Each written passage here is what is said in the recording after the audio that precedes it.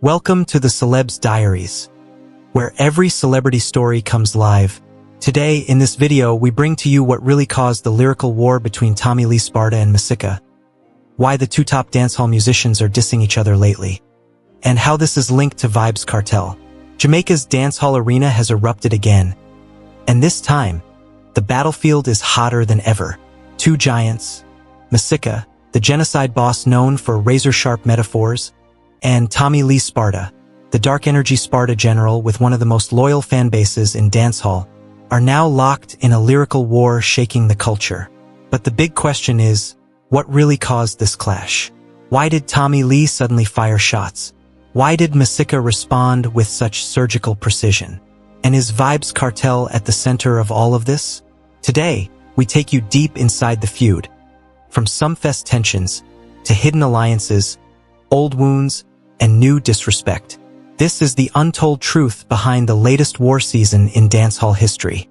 Delving deeper, let's first start with the spark that set everything off.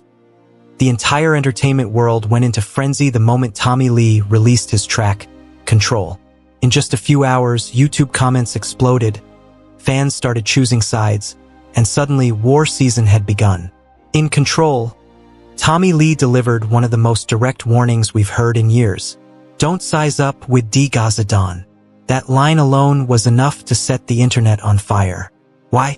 Because for months, fans have been whispering that Masicka and Vybz Kartel, once cool, once respectful, may now be in silent competition. Nothing confirmed, nothing publicly addressed. But Tommy Lee Sparta? He kicked the door open. He called Masicka a mosquito, questioned his street credibility, and accused him of stepping into Gaza territory without paying respect to the king. And just like that, the war drums began to beat. Now, the Sumfest moment that nobody forgot. Dancehall fans haven't been calm since Reggae Sumfest 2024. The night many now call the silent trigger. This was the night Vybz Kartel was officially crowned king of dancehall. Cheers shook the venue. But then Masicka came on stage and confidently proclaimed, "Put respect on my name. Me a the greatest of all time." He clarified later that he wasn't talking about Kartel. He meant the organizers. But in dancehall, context doesn't matter. Perception does. To Kartel's loyal fans, including Tommy Lee Sparta, this sounded like a challenge, a subliminal, a bold claim without acknowledgement of the king. The fans never forgot, and apparently neither did Tommy Lee. Let's look at why Tommy Lee struck first. Tommy Lee Sparta has always been more than a Gaza loyalist. He is family to Kartel's empire, both musically and personally. So when whispers started circulating that Masicka was coming for the crown, Tommy Lee felt the need to step in. Control was not just a diss track, it was a declaration of territory.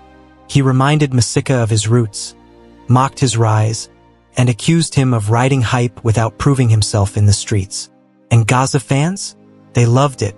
It reignited a fire they hadn't felt since the historic clashes of previous years. Less than 24 hours later, Masicka returned with a 5-minute demolition job titled Vain. He didn't flinch. He didn't hesitate. He walked into the battlefield like a man with nothing to fear. Masicka's lines cut deep. "Mise mia di got, avu fivex," indirectly called Tommy Lee a demon, accused him of clinging to Kartel's post-prison momentum, revealed he declined a collab request while Tommy Lee was incarcerated, said even his teen son is living better than the Sparta boss.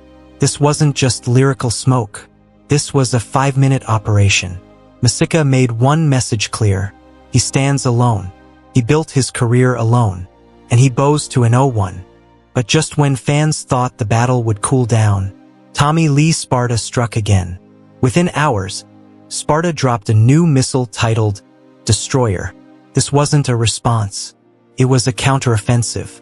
In Destroyer, Tommy Lee sharpened the tone even more. His delivery was darker, heavier, and aimed directly at Masicka's credibility.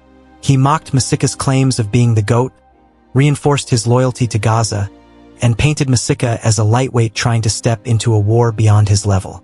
The release of Destroyer sent shockwaves through dancehall. Suddenly, the war was no longer a simple back and forth. It had become a full-blown lyrical siege, both sides firing with speed, precision, and aggression. The fans loved it. Comment sections exploded, comparisons intensified, and the lyrical momentum doubled. War season wasn't just active, it was officially on fire. Let's go deeper. Is this war really between Masicka and Tommy Lee? Or is it a proxy battle for something bigger? Because every line, every subliminal, every punch seems to orbit one man's name, Vybz Kartel. Masicka's rise over the last decade has pushed him into the upper tier of dancehall, a space once dominated by Kartel alone. And whether intentional or not, the comparisons have been growing louder. Tommy Lee's attack appears to be fueled partly by loyalty, and partly by a need to defend the Gaza legacy. Masicka's response? A declaration that he answers to no crown but his own. This isn't just a lyrical war. It's a clash over status, legacy, hierarchy, the very structure of dancehall power itself. For once, both camps, Genasyde and Sparta, seem excited. Dancehall fans have begged for this energy, this competition, this lyrical excellence, especially entering the Christmas season, when clashes traditionally heat up. The key point? Both artists are keeping it lyrical, not physical, and that is exactly how the culture wants it. Fans on both sides are praising Tommy Lee's delivery, Masicka's precision, the unexpected back and forth, and the feeling that dancehall is alive again. So what is the real cause of the Tommy Lee Sparta versus Masicka lyrical war? It's a mixture of old Sumfest tensions, rising comparisons, loyal alliances, a fight for legacy, and a simple truth: dancehall loves competition. Whether this war continues or ends tomorrow, one thing is certain. Both artists reminded the world why Jamaican music is unmatched. The creativity, the fire, the passion, the ego, the art. This is more than a feud, it's a moment dancehall needed, and we'll be here to uncover every chapter. If you love this type of documentaries, make sure you hit that subscribe button for more deep dive celebrity stories and untold entertainment dramas. Turn on all notifications, because this war is far from over, and we'll be tracking every verse, every clapback, every hidden message. You've been watching the Celebs Diaries, your destination for high-quality, factual, and visually engaging celebrity documentaries. If you appreciate deep, factual, and visually rich celebrity documentaries, this channel is your home. Your support helps us bring more stories that cut through the headlines and reveal what really happens behind closed doors. Thanks for watching.